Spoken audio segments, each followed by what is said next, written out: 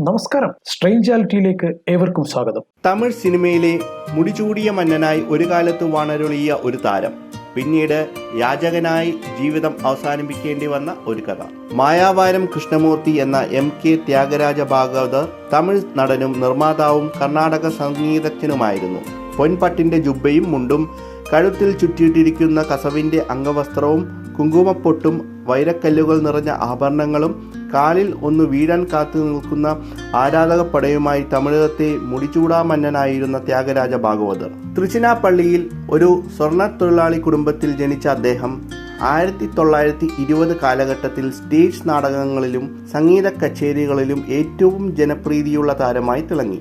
1930കളിൽ cinema ലോകത്തെത്തിയ അദ്ദേഹം വൻ hit ചിത്രങ്ങളിൽ നിർമ്മിച്ചും അഭിനയിച്ചും സംഗീതം ആലാപനവും സംവിധാനവും നടത്തിയും എല്ലാ തമിഴ് സിനിമാ ലോകത്തെ ചക്രവർത്തിയായി. ഏഴിശൈ മന്നൻ എന്നു അറിയപ്പെട്ട അദ്ദേഹം തമിഴ് സിനിമയിലെ ആദ്യ സൂപ്പർ സ്റ്റാറായി മാറി.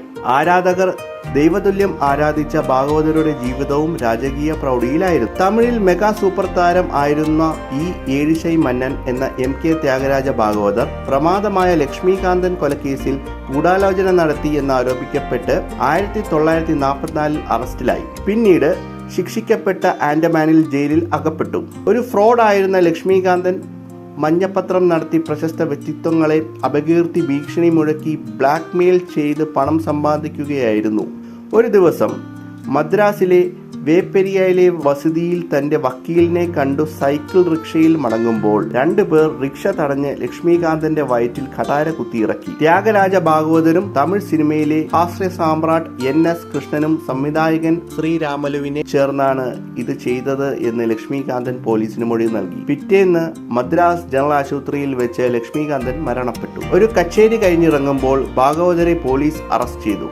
ആരാധകർ പൊട്ടിക്കരഞ്ഞു. കേസ് വിചാരണ കഴിഞ്ഞു. ആ 2 കൊലയാളികളെ തൂക്കിക്കൊല്ലാൻ വിധിച്ചു. സംവിധായകൻ ശ്രീരാമൽ വെറുതെ വിട്ടു. ഭാഗവതരെയും NS കൃഷ്ണനെയും ആൻഡമാൻ ജയിലിലേക്ക് അയക്കാൻ വിധിച്ചു. പോലീസ് മെനഞ്ഞ ഗൂഢാലോചനയിലൂടെ പറഞ്ഞുണ്ടാക്കിയ ഒരേ ഒരു തെളിവ് എന്തെന്നാൽ ആക്രമണം നടക്കുന്ന സമയത്ത് ഭാഗവതർ ട്രാഫിക് പോലീസുകാരനെ പതായിച്ച് അങ്ങോട്ടേക്കുള്ള വാഹനം വഴിതിരിച്ചു വിട്ടു എന്ന് മാത്രമായിരുന്നു. ത്യാഗരാജ ഭാഗവതർ ജയിലിൽ കഴിയുമ്പോൾ അദ്ദേഹം അവസാനം പൂർത്തിയാക്കിയ ഹരിദാസ് എന്ന സിനിമ മദ്രാസ് സൺ തിയേറ്ററിൽ 3 വർഷം തുടർച്ചയായി ഹൗസ്ഫുള്ളായി ഓടിയത്. കേസും അപ്പീലും ഒക്കെയായി ഭാഗവതരുടെ സമ്പാദ്യമെല്ലാം തീർന്നു. 3 വർഷം ജയിലിൽ കഴിഞ്ഞ ഭാഗവതർ പ്രിവി കൗൺസിൽ ഹർജി നൽകിയത് അനുസരിച്ച് കേസ് പുനർവിചാരണ നടത്താൻ ഉത്തരവായി. 1947 ആ പുനർവിചാരണയിൽ ഭാഗവതരും NS കൃഷ്ണനും പ്രതികളാണെന്ന് കണ്ടെത്തി വെറുതെ വിട്ടു.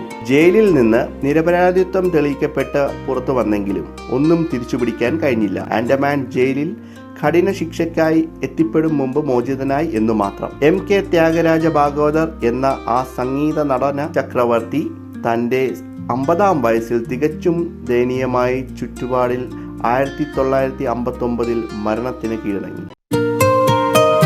വിചിത്രവും യാഥാർത്ഥ്യവുമായ മറ്റൊരു കഥയുമായി തിരിച്ചെത്തുന്നവരെ സ്ട്രേഞ്ചാലിറ്റിയുടെ പ്രിയ പ്രേക്ഷകർക്ക് ശുഭദിനം നേർന്നുകൊള്ളുന്നു. വീഡിയോ ഇഷ്ടമായെങ്കിൽ തീർച്ചയായും നിങ്ങളുടെ അഭിപ്രായം രേഖപ്പെടുത്തുക, ലൈക്ക് ചെയ്യുക, ഷെയർ ചെയ്യുക. ഞങ്ങളുടെ ചാനൽ സബ്സ്ക്രൈബ് ചെയ്ത് നോട്ടിഫിക്കേഷൻ ലഭിക്കുന്നതിനായി ബെല്ലൈക്കൺ അമർത്തുക. Thank you.